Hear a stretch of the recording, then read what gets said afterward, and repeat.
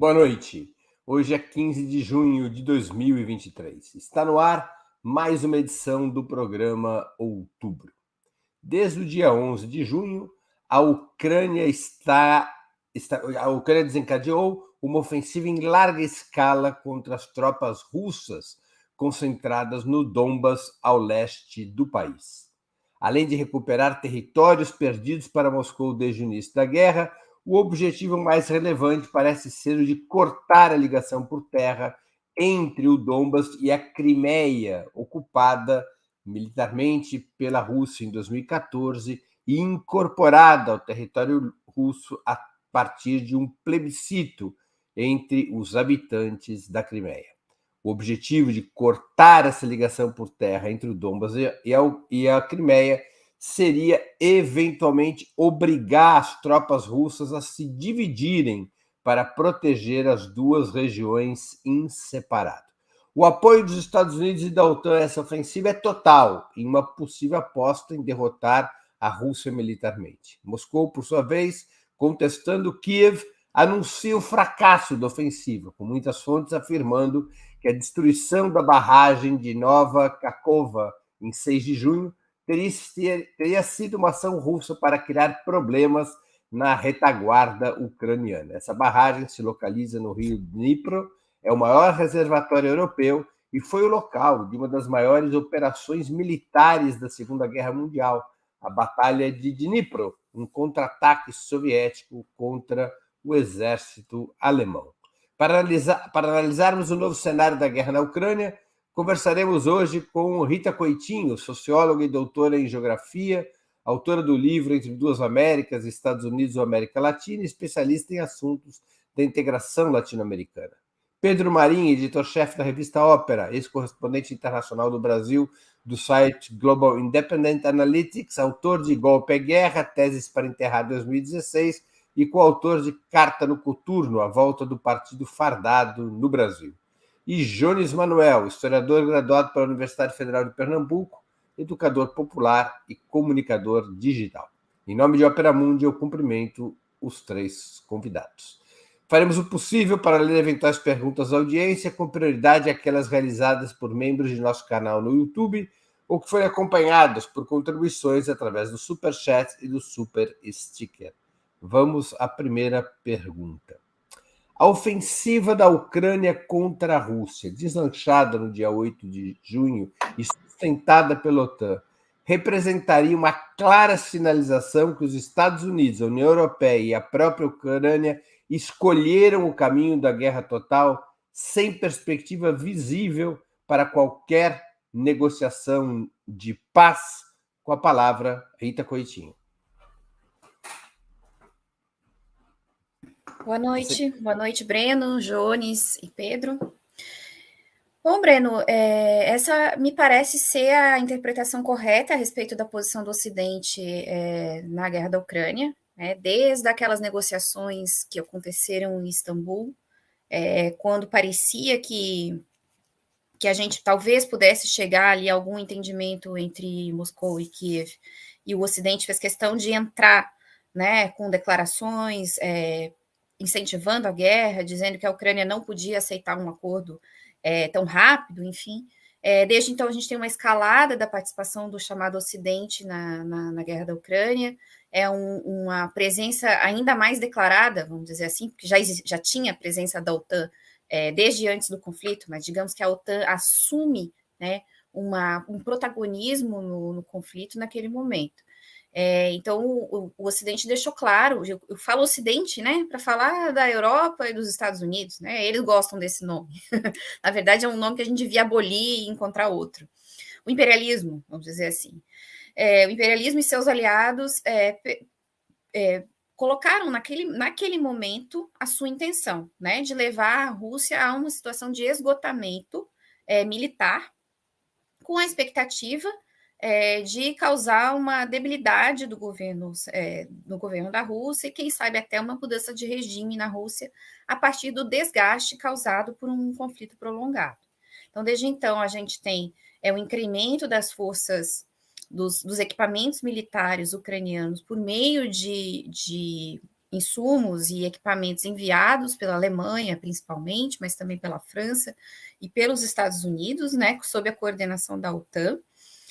A gente teve as notícias de que os soldados ucranianos foram levados, né, para campos, para bases militares na Alemanha e em outros países europeus, para poder receber treinamento para uso desses armamentos ocidentais, especialmente os tanques alemães, né, que eles tanto propagam, os tanques Leopard, e também os equipamentos de deslocamento rápido fornecido pelos Estados Unidos, os carros Bradley, né, que são carros menores do que tanques, mas também são equipamentos de infantaria, né?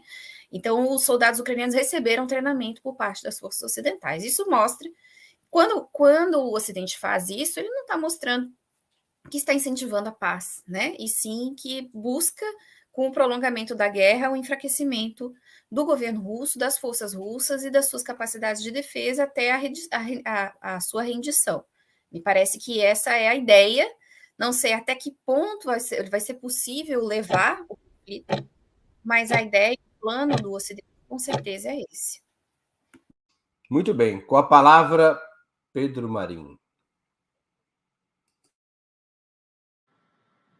Bom, boa noite, Breno, boa noite, Rita, boa noite, Jones e todos que estão assistindo mais um programa Outubro. Bom, me parece que sim, eu não diria sequer guerra total, eu diria que a ideia, como a Rita colocou, é realmente transformar ali o conflito ucraniano e o território da Ucrânia numa espécie de conflito prolongado, né? Numa espécie de pântano para enfraquecer a Rússia continuamente, enfraquecer, por via disso, enfraquecer a China. Inclusive, foi a posição que a Hillary Clinton, que, por óbvio, não está compondo o Estado americano nesse momento, mas que é uma figura importante do aparato estatal americano, declarou logo no início da guerra, acho que um mês depois da guerra, ela deu uma declaração nesse sentido, fazendo referência ao que os Estados Unidos fizeram no Afeganistão, né? Então, a ideia seria transformar a Ucrânia numa espécie de Afeganistão, num atoleiro ali para as posições russas. O Lloyd Austin, né, que é secretário de Defesa dos Estados Unidos, ele deu uma declaração que também, digamos, vai nesse sentido, dizendo que a guerra não é uma corrida rápida, né, não é uma corrida de disparo, mas sim uma maratona, quer dizer, algo que tem que se prolongar. Eu achei curioso que o chefe da OTAN, o Jens Stoltenberg, deu uma declaração que, enfim, tem um tom um pouco diferente do que os ucranianos e os americanos estão dizendo, porque ele efetivamente falou que essa contraofensiva ucraniana poderia servir para a Ucrânia ter uma posição melhor, eventualmente, numa negociação, numa mesa de negociação, que foge um pouco do tom que os Estados Unidos estão adotando e certamente um pouco do tom que o Zelensky está adotando. Então, para mim, essa contraofensiva tem um sentido de prolongar a guerra. Acho muito difícil que os ucranianos efetivamente consigam quebrar o cerco ali, quebrar as linhas logísticas entre a Crimeia e o Donbas, e acho, inclusive, que se isso acontecesse, também seria um problema para os ucranianos, tendo em vista que eles estariam ali no meio de dois territórios, um deles, inclusive, margeando o Mar Negro, da onde a Rússia poderia, enfim, bombardear posições ucranianas. Então, me parece que essa contraofensiva tem simplesmente o sentido de prolongar a guerra mais uma vez, não se falar de paz mais uma vez, e continuar transformando a Ucrânia, ali às margens da Rússia, num atoleiro. Jones Manuel. Olá, Breno, Pedro, Rita, todo o público do Ópera que está acompanhando a gente. Veja, concordo com absolutamente tudo que disseram meus colegas, só que eu também quero destacar um ponto, né? Veja, a narrativa do imperialismo, dito ocidental, entre aspas, é que não é possível nenhum acordo de paz que tenha como pressuposto algumas coisas óbvias, como, por exemplo, reconhecer que a Crimeia agora pertence à Rússia e que não tem mais volta. A partir desse momento, como a narrativa aí, não há possibilidade de acordo de paz, vai ter que sair, a Ucrânia vai ter que sair vitoriosa da guerra. É necessário criar fatos novos, né, verdadeiros ou falsos. Porque assim, a guerra já se prolonga há um bom tempo. Existe um certo cansaço de atenção, de notícias, a capacidade de mobilização e de manter uma espécie de pressão pública em torno do tema já está se reduzindo, porque, enfim, natural, época de internet, mídias digitais, uma avalanche gigantesca de notícias, e ninguém consegue prestar atenção de maneira frenética numa guerra durante tanto tempo como aconteceu nos primeiros 2, 3 meses, por exemplo. Então, eu acho que tem um elemento também de propaganda midiática muito forte, né? Porque o Pedro falou, a ideia é transformar a Ucrânia numa espécie de Afeganistão da Rússia, né, como foi da União Soviética e tal. Mas não dá para manter essa dinâmica a nível de relações públicas, né? Tem que se criar um fato novo, tem que dizer que alguma coisa nova aconteceu, tem que dizer, agora vem aí, né? De maneira aquelas propagandas, vem aí a ofensiva, agora vai acontecer alguma coisa muito importante. Meu Deus do céu, acompanha o que está acontecendo. Então é preciso forjar uma dinâmica de acontecimento para um conflito militar que objetivamente está mais ou menos estagnado, né? Tem um ditado popular aqui de Pernambuco, que eu não vou citar porque é muito chulo, né? Mas que foi, Breno? O presidente está reclamando, eu nem sei. Você anuncia o ditado e não conta? Não, é que o ditado popular a pessoa nem mete nem sai de cima, que é uma forma de dizer que a coisa não anda, né? Está ali parada, estagnada. Então, me parece que a coisa está mais ou menos assim, usando um termo do Mao Zedong, quase como um equilíbrio estratégico, né? Nem a Rússia ganha tantas posições assim, nem a Ucrânia perde tantas posições assim, e o negócio fica mais ou menos nessa. Então, eu acho que, acima de tudo, isso é uma estratégia de marketing, viu? Para, inclusive, manter a mídia do Zelensky, que ninguém aguenta mais. Chato que essa porra fica mandando cartinha pro Brasil, mandando recadinho, e quer encontrar, e quer não sei o quê. Parece que tá carente, pô. Vamos a mais uma pergunta. O chefe de gabinete de Volodymyr Zelensky, presidente ucraniano, entrou em contato com Celso Amorim, assessor especial do presidente Lula para assuntos de política externa, nesta terça-feira, dia 13 de junho, com o objetivo de convidar o Brasil para a realização de uma cúpula internacional pela paz, claramente pró-Kiev. Qual deveria ser a resposta do governo brasileiro, na opinião de vocês? O Brasil deveria participar de uma cúpula pela paz unilateral com Kiev e, eventualmente, estarão presentes os países da União Europeia e os Estados Unidos, além de outros aliados ocidentais? Com a palavra, Pedro Marim. Bom, como o Jones acabou de lembrar, o Zelensky deu de enviar cartinha ultimamente, em entrevista à Folha deu uma declaração ali, tanto dura, digamos, né? Quer dizer, não é dura do tipo de dureza que impressiona as pessoas, não é exatamente uma declaração muito corajosa, muito brava, né? Mas deu uma declaração ali dura em relação ao Lula, dizendo que o Lula não encontrou tempo para se reunir com ele, etc. E o Zelensky... O Lula, Pedro, desculpa interromper, o Lula tem dois bons amigos, né? O Boric e o Zelensky. Pois é, excelente amigo. E a diplomacia ucraniana, no geral, tem mantido um certo tom em relação ao Celso Amorim, especificamente, assim, como se o Celso Amorim fosse um ativo russo, fosse da KGB, ou sei lá o quê. Apesar dessas coisas, eu acho que o Brasil, sim, pode fazer um esforço de aproximação com a Ucrânia e participar desse tipo de cúpula, participar desse tipo de reunião, contanto que não assine nenhuma declaração conjunta, nem tome nenhuma posição dentro desse espaço, no sentido de justamente demonstrar aí uma boa vontade diplomática, mas de não reconhecer esse fórum como um fórum que possa levar à paz, porque efetivamente não é um fórum que pode levar à paz.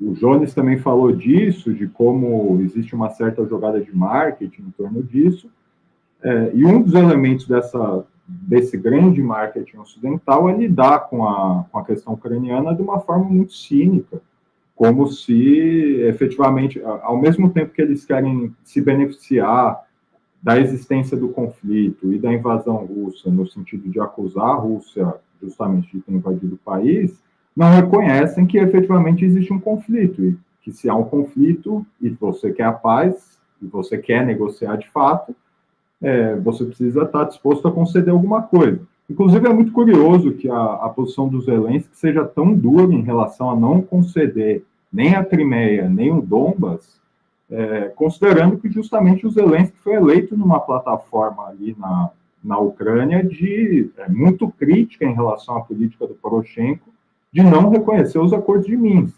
Quer dizer, em tese, o Zelensky foi eleito numa plataforma que buscava dar, pelo menos no discurso, né, buscava dar solução para a questão do leste da Ucrânia. E agora ele diz que não dá para conceder em nada porque a Rússia é agressora.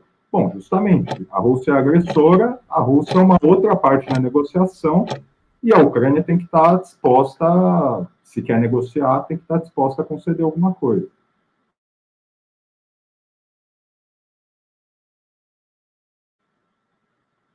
Você está sem áudio, Breno.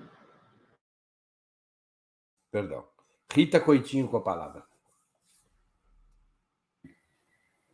Bom, o Brasil, historicamente, é muito difícil o Brasil recusar convites, né? Às vezes o Brasil manda um observador. Eu acredito que a melhor maneira, a melhor forma de participação do Brasil numa cúpula como essa, que é claramente mais uma estratégia de propaganda pró-Ucrânia, pró-Ocidente, é mandar um observador que pode ser o próprio Celso Amorim, que não é um representante do Itamaraty, né? É um assessor, ou algum outro diplomata aposentado, alguma figura de peso que poderia fazer esse papel de observador, ou até um diplomata menos graduado, né? Um embaixador que está na Europa, alguma coisa assim. Essa seria a melhor saída para o Brasil, é não dizer que não, porque o Brasil está tentando dizer que é um mediador em potencial. Se um país é um mediador em potencial, como que o país se recusa a participar de um fórum de diálogo, ainda que nós possamos aqui dizer, todos nós, que não é um fórum de diálogo, nós sabemos disso. Mas o Brasil, né, no ponto de vista de uma política de Estado, né, uma política externa, ele não pode fazer isso, né? Por quê? Porque ele vai perder qualquer tipo de laço, qualquer tipo de possibilidade de se cacifar no momento seguinte como mediador. Então, o Brasil poderia, em primeiro lugar, sugerir que esse fórum convidasse os russos para que, de fato, fosse um fórum de diálogo para a paz. E, havendo a negativa, porque certamente haverá, o Brasil deveria mandar um observador. Porque um observador não assina nada. Ele apenas está lá, transmite alguma posição oficial do Brasil e informa, né, o chefe de Estado por meio de uma correspondência diplomática, enfim. E por isso que essa seria a melhor solução, uma solução que não nos retira completamente do cenário, não queima navios em relação à União Europeia, em relação ao próprio governo da Ucrânia, lembrando que temos importantes trocas comerciais com a Ucrânia até hoje, mesmo com a guerra, né? Então não é do interesse do Brasil a ruptura completa das relações com a Ucrânia, e com isso a gente poderia manter aí o papel de Estado observador, de Estado que está se dispondo a ouvir todas as partes, está se dispondo a participar de uma rodada de negociações mais ampla.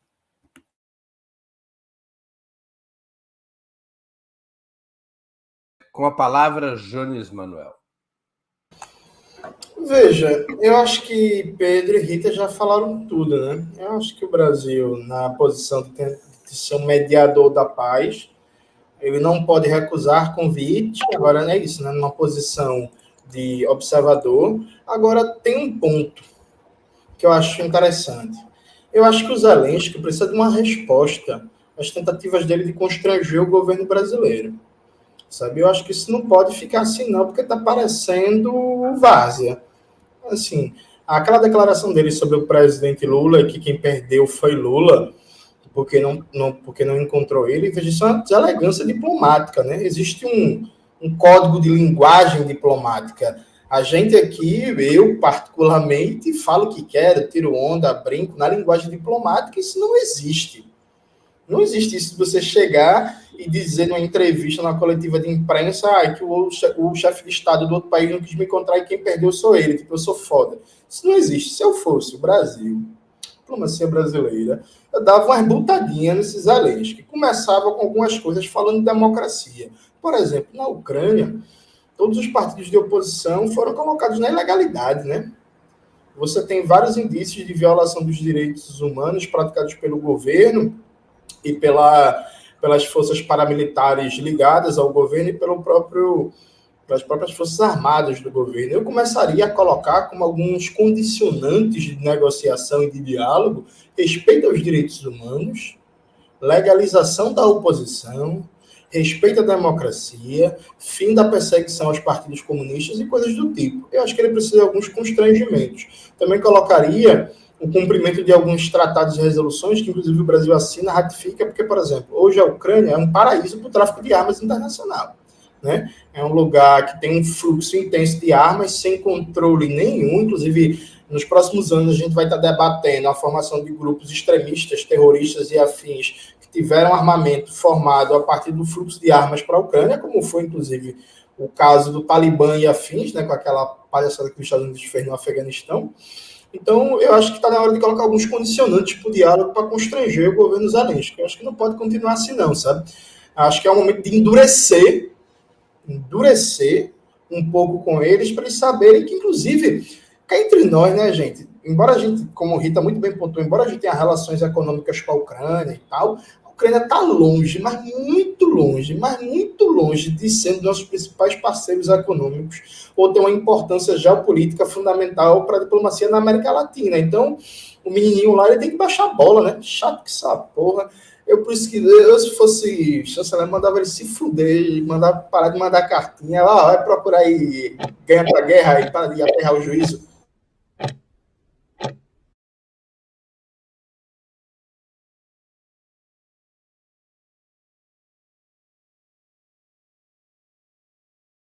O som, Breno. Desculpem. Muito obrigado por lembrar. Está se aproximando o encontro anual de cúpula dos BRICS, que deverá ocorrer na África do Sul de 22 a 24 de agosto. Há uma forte possibilidade de que Vladimir Putin compareça, uma vez que a África do Sul garantiu imunidade ao presidente russo, que está condenado com ordem de prisão expedida pelo Tribunal Penal Internacional. É razoável se supor que as pressões contra a participação dos presidentes da Índia e do Brasil nessa reunião de cúpula vão se engrandecer até agosto.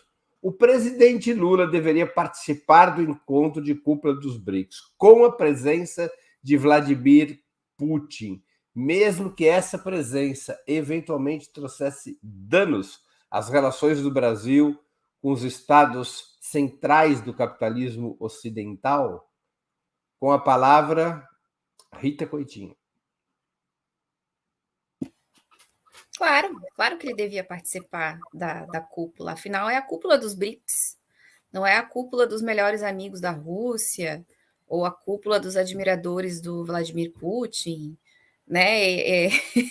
Então, na minha opinião, acho que é indiferente para a participação do presidente Lula se o próprio Vladimir Putin vai participar do Fórum dos BRICS ou se vai ser representado por seu chanceler ou algum alto diplomata da Rússia, né?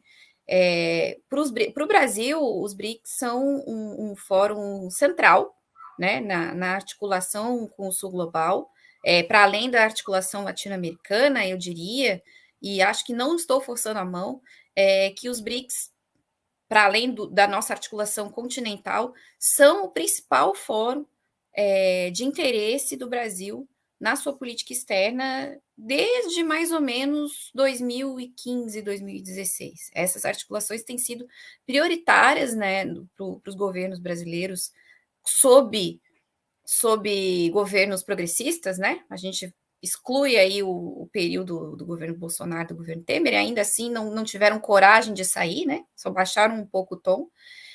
O Brasil está com a presidência do Banco dos BRICS. O Brasil tem extremo interesse em que esse tipo de articulação Sul-Sul se fortaleça, para fortalecer também a sua própria posição nos fóruns mais multilaterais, como a ONU, por exemplo. Então, não há nenhum motivo para o presidente Lula recusar a participação num fórum por causa da presença do Putin. Por quê? Primeiro, como eu falei antes, né, o Brasil, mesmo nesse evento pró-Ucrânia aí que o Ocidente está organizando, o Brasil não deveria se imiscuir de participar, acho que o Brasil tem que participar de tudo, mas nesse caso, como é um evento especificamente que trata da guerra da Ucrânia, eu falei que, na minha opinião, deveria mandar um observador, né, e não uma figura central do governo. Agora, o BRICS é outra história. O BRICS é um fórum cuja participação brasileira existe desde o seu princípio. A pedra fundamental dos BRICS estava, se a gente colocar ela em algum lugar, ela tem que ter ali um pedacinho que é do Brasil, da China, da Rússia e da Índia. A África do Sul, inclusive, vem depois, né? Ela se incorpora depois. Então, não há nenhuma razão para o presidente Lula deixar de ir. E acho que seria muito interessante para o mundo, seria muito pedagógico para o imperialismo estadunidense que o Putin participasse, sim, dessa cúpula dos BRICS. Eu acredito que ele não vai participar, mas aí eu estou só especulando. Mas se participar, a gente tem que ir também. Com a palavra, Pedro Marinho. Bom, eu, por óbvio, também acho que a gente tem que ir. Eu acho não, eu tenho certeza de que a gente tem que ir para a reunião do BRICS, como a Rita colocou, é o BRICS, né? É o Brasil, a Rússia, a Índia, a China e a África do Sul. Se os estados centrais do capitalismo, se os Estados Unidos, a Europa vão dar uma Zelensky também, querem mandar recado em função disso, seria uma posição bastante absurda do ponto de vista até diplomático. Quer dizer, o Brasil é membro fundador do bloco, o bloco tem 41% da população mundial nele, além de elementos importantes que estão se desenvolvendo ali no BRICS, e no qual o Brasil é uma peça-chave, é uma peça importante para a discussão, como a possível entrada da Venezuela no BRICS ou a adição de outros países nesse bloco. Então, o Brasil tem que sim participar da reunião da cúpula, o Putin indo ou não, e eu suponho, assim, não dá mais para esperar nada, né? Mas a racionalidade média, assim, o senso comum, sugeriria que os países europeus e os Estados Unidos não teriam muito o que dizer quanto a isso, não teriam muito o que reclamar quanto a isso, porque efetivamente é um bloco do qual o Brasil faz parte antes do conflito com a Rússia. Então, realmente é isso. O Brasil tem sim que participar do encontro. O Brasil é membro fundador e o BRICS, sendo bastante sincero, é muito mais importante hoje do que os Estados europeus, por exemplo, e talvez seja até mais importante do que os Estados Unidos hoje, do ponto de vista comercial, pelo menos, né? Como ainda sobra um tempinho, Pedro, eu vou te fazer uma pergunta adicional. Como é que você interpreta os movimentos do Macron, o presidente francês, para estar presente na reunião dos BRICS? O Macron, ele está tomando uma postura ali. Bom, ele está se diferenciando um pouco dos seus pares europeus, né?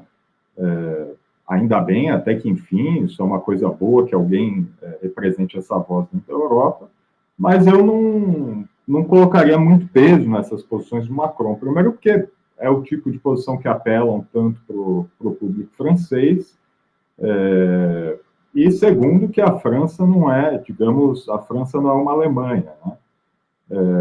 Mas me parece que o Macron está fazendo ali sinalizações de descontentamento em relação à política americana, à política absoluta submissão da Europa aos interesses americanos no conflito Ucrânia-Rússia, né? E eu acho isso bom. Se ele quiser participar, inclusive, acho positivo.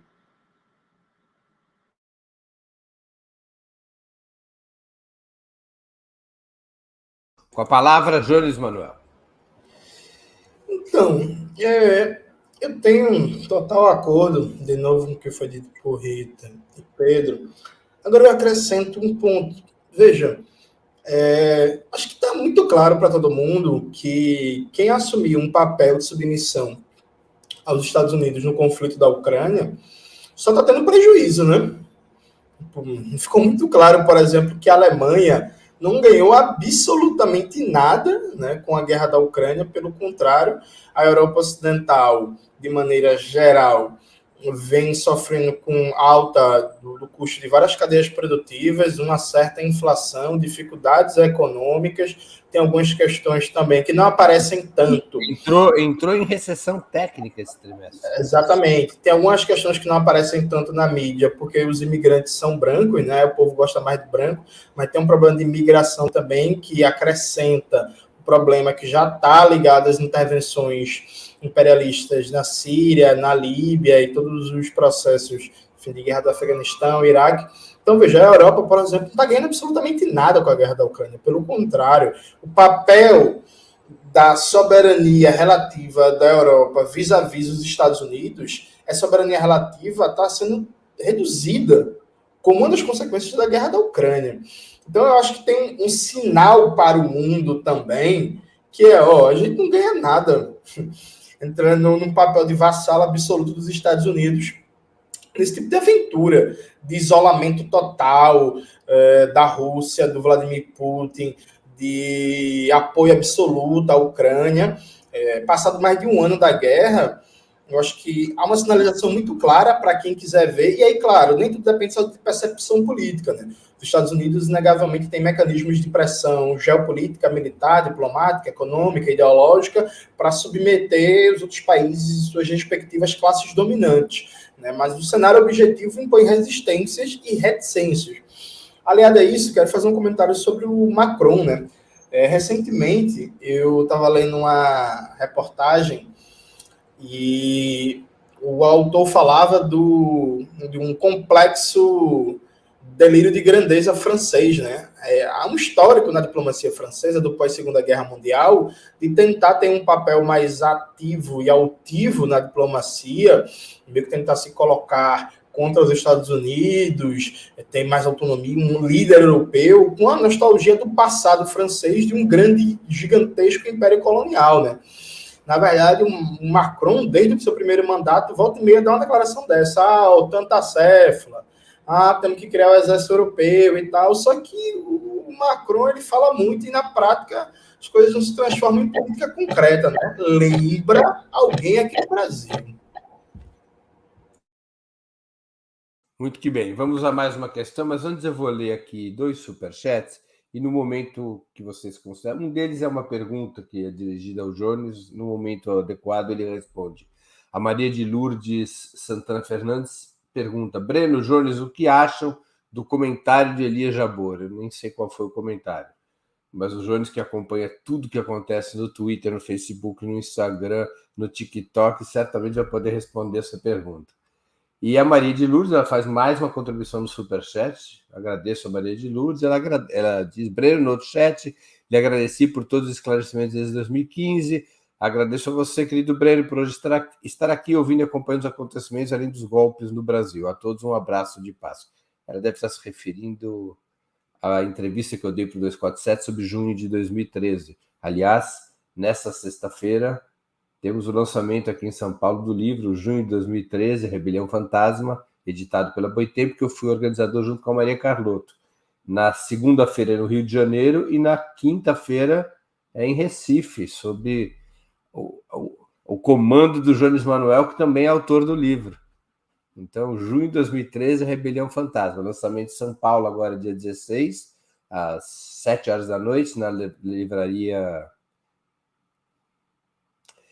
Como chama a livraria? O pessoal sempre faz os lançamentos aqui. Taperá. Hã? Tapera. Isso, na Avenida São Luís, ali do lado da Biblioteca Mário de Andrade, às 7 horas nessa sexta, dia 16. No Rio de Janeiro é dia 19, às 5 da tarde, segunda-feira, na Livraria Leonardo da Vinci, eu vou estar lá presente. E na quinta-feira, na Livraria Jaqueira, às 7 horas da noite, dia 22. às 6 horas da noite, Breno. É às 6? Ah, tá bom, 6 horas. Às 6 horas, muito que bem. Vamos a mais uma questão. No caso de sucesso da ofensiva ucraniana no Donbas, vocês acreditam que a Rússia poderia recorrer a armas nucleares táticas? Com a palavra, Pedro Marim. Bom, no fim a bomba caiu no meu colo, literalmente, né? Bom, eu vou começar dizendo que eu acho que isso não vai acontecer, quer dizer, a ofensiva ucraniana não vai ter muito resultado. Se tiver, eu acho que não seria o caso, do ponto de vista militar mesmo, de usar bombas nucleares táticas. E eu acho que, assim, a gente está vivendo, é claro, num certo fio da navalha nuclear aí, inclusive com o aparecimento dessas bombas nucleares ditas táticas, né? Porque quando houve o desenvolvimento das armas nucleares, existia ali um paradoxo, além daqueles paradoxos mais conhecidos, né, do jogo de guerra, esse tipo de coisa, mas existia um paradoxo do uso da bomba nuclear, que é, se você usasse a bomba nuclear, por exemplo, se a União Soviética usasse a bomba nuclear, os Estados Unidos responderiam, você ia criar uma situação ali em que os dois estados deixariam de existir, em que a humanidade fundamentalmente deixaria de existir. Esse é o primeiro paradoxo. O segundo paradoxo diz respeito ao próprio uso da bomba nuclear, acabando com os fins políticos da guerra. Quer dizer, é uma arma tão destrutiva que os fins políticos dessa ação se anulariam pelo seu próprio uso. Com as armas ditas táticas, em tese, daria para você causar uma enorme destruição sem efetivamente cair nesse tipo de paradoxo. O problema é que, assim, o problema, e ainda bem, né, que a gente tem esse problema, é que essas armas nucleares táticas não foram utilizadas ainda nesse tipo de conflito.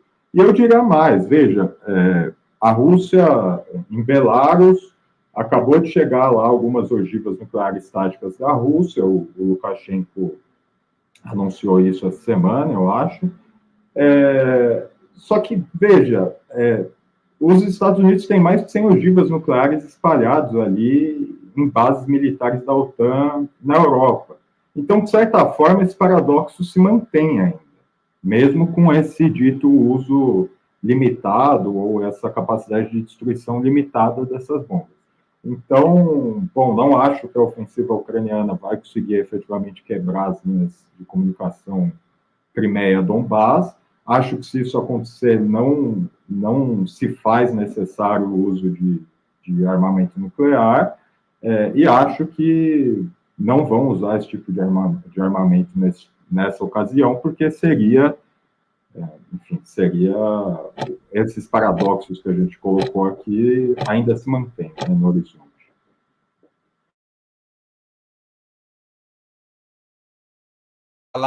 Com a palavra, Jones Manuel. Veja, não acho que está colocado, não. Além dos elementos que Pedro colocou, eu acho que tem um elemento também que é parte do caráter político da guerra, que usar armas nucleares, sejam mesmo essas armas ditas táticas, tem um custo político muito grande, né? Há vários episódios, o Domênico Lossurdo cita bastante, por exemplo, naquele livro Fuga da História, Revolução Russa, Revolução Chinesa Vistas de Hoje, que o governo dos Estados Unidos, membros, né, do alto escalão do Estado imperialista, queriam usar armas na guerra da Coreia, e aí foram debelados, depois queriam usar armas na fase final da guerra civil na China, que rendeu com a vitória dos comunistas na Revolução, e aí não foi, depois que falaram em usar armas nucleares na guerra do Vietnã, quando estavam levando um pau da desgraça dos comunistas. e também não foi. Também falaram usar armas no caso da Guerra de Libertação da Argélia. Então, as armas nucleares, há custos, né? No caso, por exemplo, do Vietnã, entre usar a arma nuclear e perder a guerra, a escolha política objetiva era perder a guerra. Se os Estados Unidos, naquele contexto político, tivessem usado armamento nuclear, por exemplo, os prejuízos de imagem, de prestígio internacional, de crescimento da oposição interna, de protestos à política imperialista da guerra seriam gigantescos. Então, acho que isso nem está colocado, sinceramente, nem tem possibilidade nesse contexto atual do conflito. Outra coisa bem diferente é se, por um acaso, se desenrolar uma nova fase da guerra com a entrada direta dos Estados Unidos, porque até agora é uma guerra por procuração, né? Objetivamente. Então, assim, teríamos outra dimensão do conflito e outras possibilidades em jogo se os Estados Unidos entram diretamente na guerra ou se, por exemplo, a provocação à China a partir de Taiwan vive um momento de escalada. Eu não acho, e espero que não aconteça, inclusive, porque eu não quero morrer, que nenhuma dessas duas coisas vai acontecer esse ano, né? Eu, sinceramente, acho que esse negócio vai ficar congelado. Daqui a uns 3 anos a gente vai estar aqui no Operamundo de novo, debatendo 3 anos da guerra da Ucrânia, como tá as coisas, daqui a 4 anos e por aí vai. Mas vamos ver, né? Rita Coitinho com a palavra. Mas antes de eu contar uma anedota, diziam nas conversações que precedem a ruptura entre a China e a União Soviética nos anos 60, que o Khrushchev, conversando com Zhou Enlai, ele disse que a política agressiva chinesa colocava, se a União Soviética aceitasse, levaria o mundo a uma guerra nuclear, e que o Zhou Enlai teria e o Khrushchev disse exatamente o que você disse. Se houver a guerra nuclear, morre toda a humanidade. E o Zhou Enlai teria respondido ao Khrushchev, não vai morrer toda a humanidade, vai morrer 2/3 da humanidade, mas o terço que sobrar será chinês. Isso era contado pelos soviéticos, né? Como eles estavam brigando com os chineses, vai saber se isso era verdade. Rita Coitinho com a palavra. Bom, eu não sou especialista em armamentos, né, e nem em manobras militares. Então, eu não posso vaticinar que a Rússia vai perder ou deixar de perder o Donbass, né? Mas como hoje eu fiquei sabendo que o nosso tema era Ucrânia novamente, eu fui dar uma estudada, ler alguns especialistas em manobras militares, um pouco sobre armamentos que eles estão usando, enfim. E a minha conclusão é que, em primeiro lugar, acho muito pouco provável que a Rússia perca controle da região do Donbass, né? Muito pouco provável. Mas é aquilo, a gente nunca sabe quanto tempo isso vai se prolongar e que tipo de tática o inimigo vai vir a usar, se a OTAN vai deixar de ficar só na turma do apoio e vai, eventualmente, fazer uso de mais tipos de armamentos, né? Se vão usar algum tipo de outra fronteira para atacar a Rússia pelo ar, por exemplo, que por enquanto não está sendo possível, né? Porque a Ucrânia não domina o espaço aéreo, enfim. A gente não tem como vaticinar, não vai perder o Donbass, mas da maneira como as coisas estão, me parece que não perderá o Donbass, pelo menos não tão cedo. E quanto ao uso, numa hipótese de perder a região, de armas táticas nucleares, me parece o seguinte, acho que esse papo do uso das armas nucleares, ele está muito mais na esfera da propaganda do que da esfera da realidade. Por quê? Essas tais armas ditas táticas nucleares, elas são armas que foram projetadas para pequenos alvos, vamos dizer, um batalhão, um barco, um submarino, enfim. E ninguém sabe quais são os efeitos do uso dessas armas, especialmente na questão da radiação. Elas não têm o impacto de uma bomba nuclear, mas sabe-se que há contaminação por radiação. Paralelamente, já existe, e a Rússia tem armamentos com a mesma capacidade destrutiva que não usam tecnologia nuclear, né? Que são as armas chamadas termobásticas, né? Que usam calor, e as armas de pulso eletromagnético, que são armas de alto poder destrutivo, equiparável, ou em algumas ocasiões até um pouco maior do que essas tais armas nucleares táticas, e elas têm um ganho que a arma nuclear tática não tem. Elas geram uma onda maior de alcance destrutivo em relação a equipamentos elétricos, eletromagnéticos e de comunicação. Então, e a Rússia dispõe desse tipo de arma, né? Fiz essa pesquisa hoje. Os Estados Unidos e a Rússia dispõem desse tipo de armamento. Então, me parece que essa coisa do uso da arma nuclear tática, ela está muito mais na esfera da propaganda. Porque se os russos quiserem aumentar o grau do armamento, eles dispõem de armamentos de maior alcance do que esses, que estão sendo alardeados pela imprensa ocidental.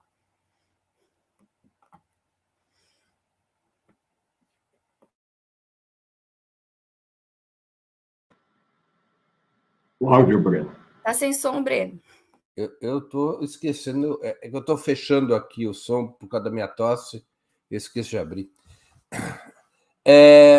Na opinião de vocês, a China poderia vir a socorrer a Rússia no caso de dificuldades com armamentos e munição em função da ofensiva ucraniana? Há muitas especulações de que a ofensiva ucraniana, embora não esteja sendo bem sucedida, ela estaria levando ao exaurimento da capacidade logística russa. Vocês acham que a China poderia, nessa situação, socorrer a Rússia, com todas as consequências que isso poderia ter no plano internacional? Com a palavra, Jones Manuel. Veja, Breno, pode ser que eu esteja bastante desinformado sobre o tema.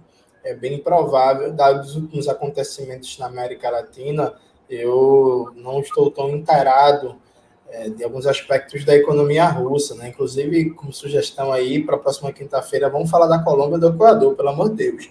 Mas... Quinta-feira passada, você estava de folga e nós falamos de Colômbia. Mas aí foi um boicote à minha pessoa, eu estava na praia com minha noiva, né? O proletariado precisa descansar, ter uma felicidade em algum momento, né? Mas voltando... Não até se faz mais comunistas como antigamente. Graças a Deus, porque eles antigamente não fizeram revolução. Olha, mas até onde me consta, a economia russa não está numa situação de extrema fragilidade, nem a capacidade militar, industrial do país para a continuidade da guerra, e nem, inclusive, a situação política interna. Faz mais de um mês que eu não vejo em uma pesquisa de popularidade do Vladimir Putin, mas a última que eu vi no final de abril falava que o Putin tinha um índice de aprovação da guerra de mais de 70%, né? E era de uma fonte ocidental, se eu não me engano, era de uma fonte do Instituto de Pesquisa da Alemanha, alguma coisa assim. Então, veja, a ideia de um socorro em si me parece que não tem fundamento. E a China, veja, a China vem num processo de aprofundamento estratégico de parceria com a Rússia, né? A gente já comentou aqui várias vezes no programa como vários encontros bilaterais de alto nível, o Xi Jinping e o Putin já anunciaram a construção de uma nova ordem mundial, de um mundo multipolar, do avanço da multipolaridade, que cada vez que tem um encontro desse, né, inclusive o Pepe Escobar diz que o imperialismo estadunidense vai cair amanhã, né? Então, essa parceria estratégica já está colocada, acho que ela vai se aprofundar, inclusive até uma manobrinha aí no âmbito de política externa dos partidos comunistas, até a Rússia e a China estão fazendo juntos agora. Enfim, então, acho que é uma parceria que já está colocada e não acho que seja correto. E aí, repito, né, posso estar desinformado do que aconteceu no último mês nas condições da economia russa. Mas não acho que a Rússia vai precisar de socorro sob nenhum aspecto, não.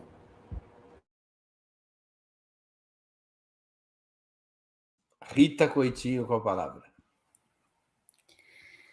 Bom, a China fez várias declarações conjuntas com a Rússia nos últimos tempos, né? Fez um encontro bilateral China-Rússia, onde os chineses reafirmam o apoio à Rússia no conflito na Ucrânia, reafirma que os países, que as populações russas autodeclaradas autônomas em relação à Ucrânia têm direito de se juntar à Rússia, condena a participação da OTAN no conflito, inclusive denuncia o conflito como uma manobra, como resultado de uma manobra da OTAN e dos Estados Unidos da América. Então, claramente, a China tem um lado, né, nessa história. O que eu acho muito pouco provável que aconteça nos próximos tempos é nós termos declaradamente grandes navios chineses indo em direção aos portos russos, levando armamentos. Primeiro, porque isso não é necessário. Me parece que a Rússia está longe de ter a sua capacidade de armamentos e sua capacidade produtiva como é que eu vou dizer, tão prejudicada. A Rússia tem conseguido repor tudo o que perde nos conflitos, e quem está perdendo equipamento militar de maneira vertiginosa é a Ucrânia. Eu anotei os dados aqui, ó, olha só. Desde o início do conflito, a gente teve, isso são dados do Ministério da Defesa russo, né? Não tirei da minha cabeça. Ó, a perda Rita, pelo lado ucraniano. Rita, deixa eu fazer uma pergunta. É uma pergunta gentil. Você Sim. sentava na escola na primeira fila ou na última? Na primeira, é claro. É evidente, eu tinha certeza. Até porque eu tenho menos de 1,60 m, né? Eu sempre fui pequenininha, não podia nem sentar atrás. Eu tinha certeza que era da primeira fileira.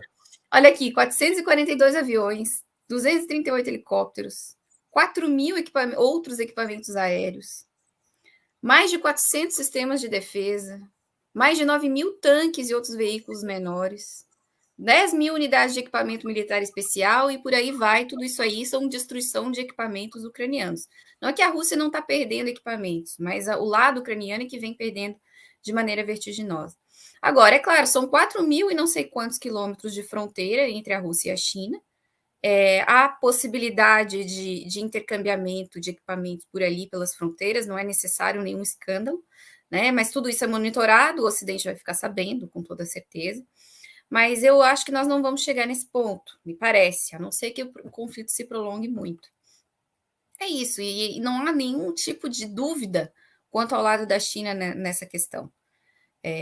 Não sei, eu não sei se seria uma novidade para o mundo caso a China mandasse, de fato, algum equipamento diretamente para a Rússia, né? Teria um escândalo da mídia ocidental, algum piti de algum comentarista, enfim, mas a gente não sairia da situação em que a gente está agora, me parece. Pedro Marinho com a palavra. Bom, é claro que assim, a posição de analista em geral é muito complicada, porque sempre se pode errar. Pedro, é muito fácil, porque o que a gente fala aqui é só uma opinião. Difícil é comandar a guerra, porque se o sujeito erra... É verdade, é verdade. E no caso de uma guerra tão distante, né, pelo menos os efeitos de uma análise errada não são tão duros. Mas veja, o que tem saído muito, isso até de fontes ocidentais, é que essa contraofensiva ucraniana, os ganhos foram poucos, quer dizer, alguns quilômetros ali eles conseguiram avançar. Nos primeiros dias avançaram 200 a 300 metros as posições russas, e que os custos foram altos, quer dizer, perderam muitos tanques, como a Rita mencionou, até os Leopards, os tão poderosos tanques alemães perderam uma boa parte já nessa ofensiva, e perderam aparentemente para Minas, né? Quer dizer, não foi sequer ataque de míssil. Então, não me parece que essa contraofensiva ucraniana agora em junho vá motivar uma exaustão logística da frente russa, o que naturalmente pode, até como a Rita colocou na pergunta anterior, pode mudar ao longo da guerra, se os Estados Unidos entram nisso, se alguma coisa se altera, sem dúvidas esse cenário mudaria. O que os analistas estão apostando, eu diria, né, porque é sempre um tom certo, um tanto otimista, assim, os analistas ocidentais, obviamente, é que vai ter uma exaustão, que essa contraofensiva pode causar uma exaustão no moral russo, porque estão tendo muitos, enfim, as pessoas estão morrendo na guerra, e especificamente porque está tendo alguns ataques já nas fronteiras russas e atrás das frentes russas, né? Mas me parece que isso, eu não acho que assim o destino da guerra vai ser mudado por essa contraofensiva. Mas no caso de sim a Rússia estar numa situação em que está logisticamente exaurida, eu não tenho dúvidas de que a China entraria, porque é um cálculo. Primeiro, que a China já tem demonstrado, já tem dado demonstrações nesse sentido, né? Aquele vídeo que ficou famoso do Xi Jinping falando para o Putin que são tempos de mudança, etc. E segundo, porque é uma questão até sobrevivência da China, né? Os chineses estão bastante cientes do que está acontecendo ali e como o que está acontecendo ali pode complicar bastante a vida deles, né, digamos. Muito bem. Eu vou aproveitar agora para reforçar o marketing, Jones, do nosso livro. Então, eu vou pedir aqui para a produção subir o card do lançamento de São Paulo, que vai ser agora sexta-feira. Ué, cadê o card? Isso. São Paulo é dia 16, sexta-feira, às 19 horas. É um debate que vão estar alguns dos autores, né? Vou estar eu mesmo, vai estar a Maria Carlotto, que é a co-organizadora do livro, a Camila Rocha, o Lucas Monteiro, a Paula Nunes e a Raquel Ronick, na livraria Taperá, na Avenida São Luís, 187, segundo andar, ali na República, do lado da Biblioteca Mário de Andrade. O livro que está sendo lançado pela Boitempo, ele traz artigos, são 10. Primeiro, ele traz um prólogo da ex-presidenta Dilma Rousseff, que é um prólogo muito interessante, eu diria até histórico, porque ela defende uma posição que é muito diferente do que alguns setores de esquerda, e particularmente do PT, defendem. A ex-presidenta defende 2013 como um espaço de disputa entre dois projetos, e ela explica os movimentos que ela tentou dar para disputar e como ela foi derrotada, por exemplo, no tema do plebiscito sobre a Constituinte. Então, é um prólogo muito interessante. E tem artigos, além do prólogo da presidente Dilma Rousseff, nós temos 10 artigos dos mais diferentes pontos de vista sobre 2013, desde aqueles que consideram que 2013 foi um momento insurrecional único na história brasileira, que é um pouco o ponto de vista, digamos, do Vladimir Safatli, de certa medida da Raquel Ronick, do Lucas Monteiro, até aqueles que acham que foi um movimento de guerra híbrida e revolução colorida, como defende o Matheus Mendes, e aí você tem várias gradações de pontos de vista. O Jones é um dos autores também do livro, desses 10. Eu estou no centro dessas posições aí. Dessa vez você está no centro junto comigo, com a Maria Carlotto, na posição centrista. Isso, muito bem. Então, o lançamento de São Paulo, dia 16, sexta-feira, às 19 horas, vai ter esse debate com esses autores, com parte dos autores. No Rio de Janeiro, o lançamento vai ser dia 19 de junho, segunda-feira, às 17 horas, será um debate comigo, com a minha presença, e do Matheus Mendes, na livraria Leonardo da Vinci, que fica na Avenida Rio Branco, 185. E no Recife, dia 22 de junho, quinta-feira, às 18 horas, na livraria Jaqueira. Um debate do Jones Manuel com o Eribaldo Maio. O Eribaldo não é autor do livro, mas é um historiador. Eu tive a oportunidade de debater com ele recentemente. Fiquei muito bem impressionado. Ele é um jovem historiador muito qualificado. Vai lá debater com o Jones Manuel. Se puder, eu vou aparecer no debate, mas estou com dificuldades de agenda, infelizmente. Mas na livraria Jaqueira, em Pernambuco, dia 22 de junho, quinta-feira, às 18 horas. Então, eu convido todos que estão em São Paulo, no Rio ou em Recife, para comparecer a esses lançamentos. E assim chegamos ao final de mais uma edição do programa Outubro, que é exibido ao vivo de segundas a sextas-feiras, sempre às 19 horas, no canal de Ópera Mundi no YouTube. Eu conversei hoje com Rita Coitinho, Pedro Marim e Jones Manuel. Muito obrigado aos convidados e à audiência. Boa noite e boa sorte a todos e a todas.